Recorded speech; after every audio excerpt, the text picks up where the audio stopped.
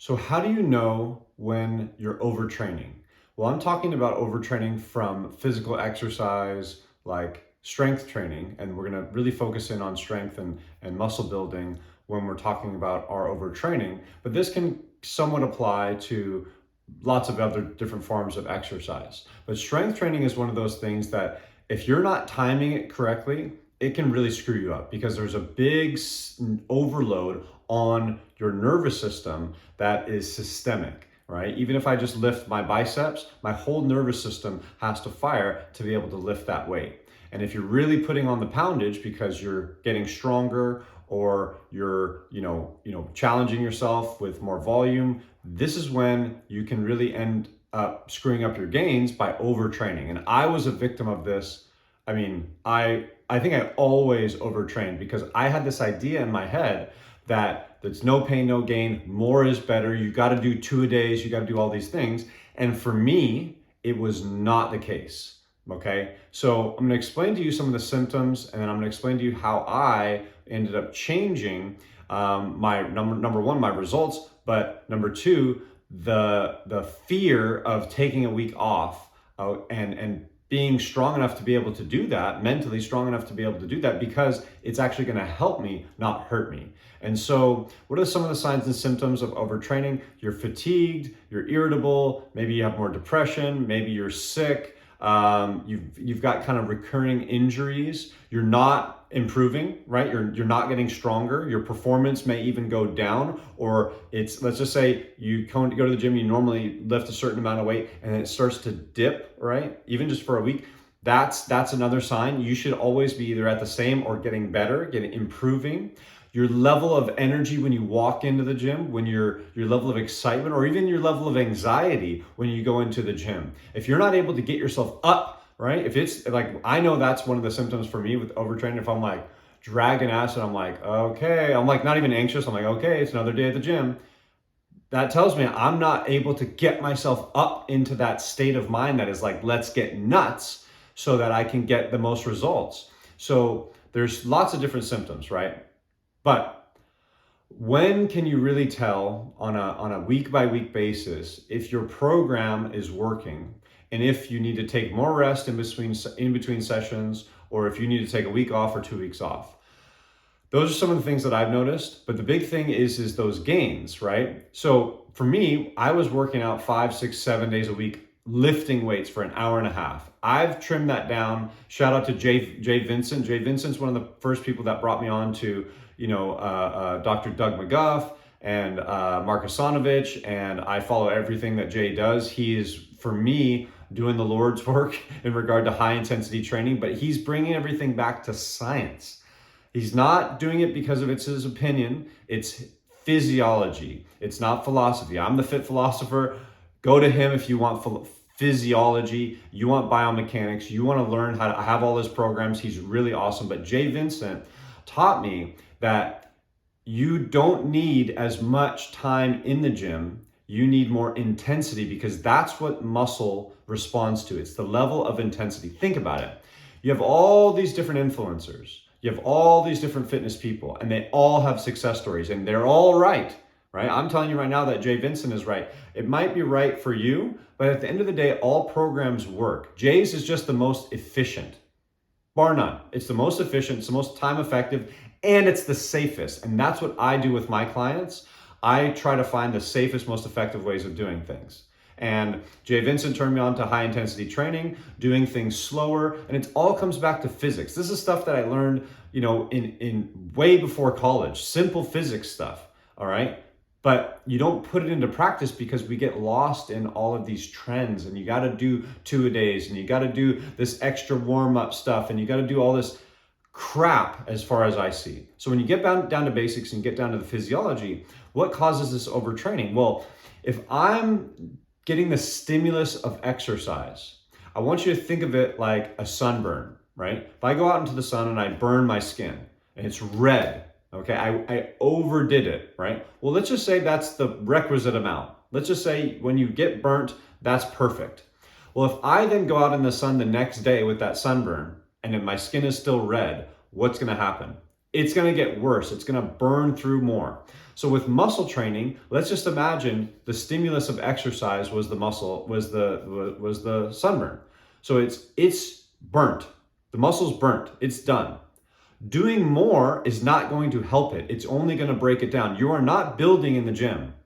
You are breaking down. You build when you sleep, when you eat, when you rest, when you recover. That's when you build. You're literally hammering away in the gym. You are not building, you're breaking down. So if you're not able to recover from that stimulus, if you don't wait until that skin and the sunburn heals from the trauma of the sunburn, you're not going to be able to help it. It's only going to get worse if you go into the sun. And in the sun, in this case, is the stimulus of exercise in the gym. So when's your timing? For me, I was doing once a week. I added on twice a week because my level of intensity that I got in the gym was so high that I was not able to give my full effort on some of the ending exercises that I was doing. I was mentally fatigued, I was physically fatigued, so I added another day. And 2 days a week seems to be optimal for me with strength training. And why do I say that? Is because when I go to the gym, I can do the same amount of weight or more every single week. I can do maybe one more repetition or a half of a repetition or 5 more seconds every single time I go to the gym. Especially when you first change your program, you should always be improving. If I go to the gym and I'm flat, I'm not anxious, I'm not like, okay, this is gonna get nuts, let's go, baby. And I get to that first machine and I'm going and I can't do the same number of reps that I did last week, I'll leave the gym right then and there because I know that I'm not at my peak. And I'll take a week off, 2 weeks off. Your body doesn't really start breaking down muscle if you've been strength training for a while because you've built this muscle. And again, your body wants to preserve muscle. It's not going to start breaking your muscle down unless if you're overtraining, right? And doing too much stuff all the time systemically. If you have a week or 2 or 3 off, you're fine. About 4 weeks, that's when things might start going the other way. But again, if you're someone who's regimented, so you're working out every single day, you might be overtraining and you might need to reset your whole system and take, a week or 2 off just to get back on square one and then start building from there. But those are the symptoms that I look for in myself. And I have the humility now not to go, okay, we're going to push it and we're just going to grind and grit through it. It's no pain, no gain. Well, no brain, no gain. That's what I would start thinking. I got that from Mark Hasanovich. No brain, no gain. Think about what you're doing. Again, you're in there to stimulate the muscle. You're in there to burn it out. If you then go back to the gym too soon and you can't do the same amount, then you're overtraining. Now, if you're taking too long in between of your sessions, that could be another reason why you're not getting the optimal gains because you're not hitting it at the right frequency. But most people, I would say, myself included, for many years, because I bought into you had to hit every muscle group twice a week. I bought into you had to do all these different programs. And really when you look at the science, again, go to Jay Vincent's YouTube. What he talks about is basic principles, Henneman's principles of size, basic physiology, force equals mass times acceleration, why we do certain things. I'm going to make another video pertaining to, the efficiency and inefficiency of how you train and why muscle, if you're there to build muscle and to build strength, it's just simple science. It's not opinion. It's not Jay's opinion on these things. It's not my opinion on things. I know I'm the fit philosopher and I philosophize about things, but I just like philosophy. So that's why it's in my name. I love fitness as well, but I don't want to do something that's not going to create results, especially because I'm a personal trainer myself.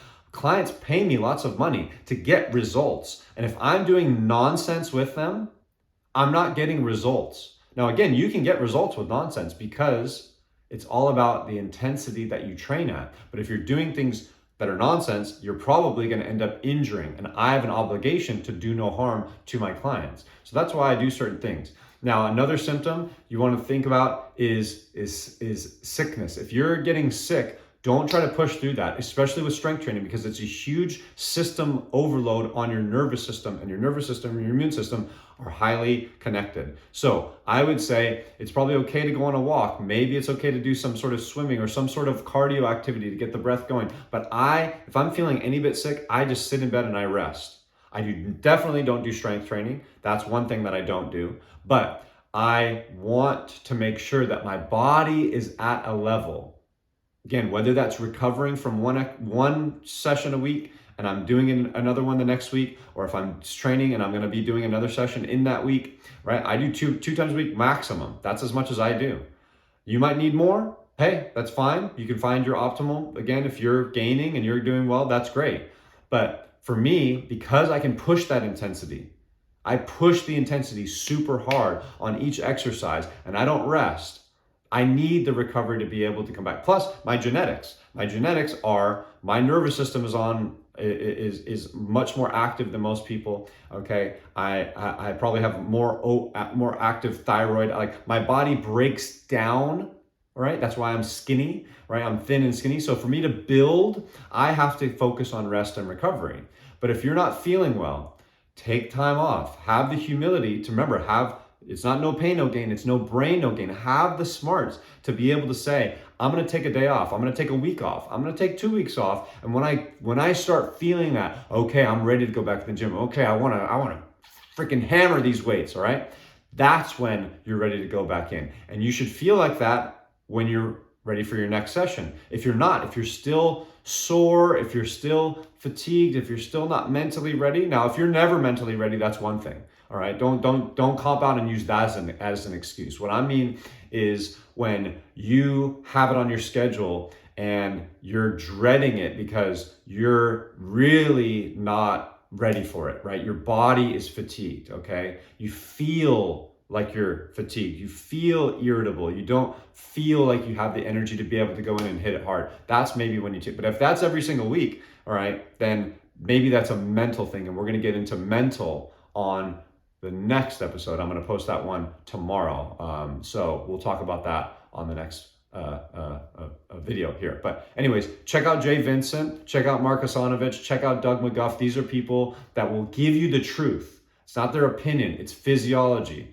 Remember, it's not philosophy. I'm the fit philosopher. I'm here to ask questions and to talk shit and do all that kind of stuff. But you want to go to these people if you really want to get some detailed things. If you want to get programs for strength training, these are the people that really will give it to you. So hopefully I'll put some links in the description and things like that. But that's to watch out for overtraining. Shoot your comments and see what if you need any help specifically. Again, I can shoot you in the right direction of these people. But that's what I got for you today.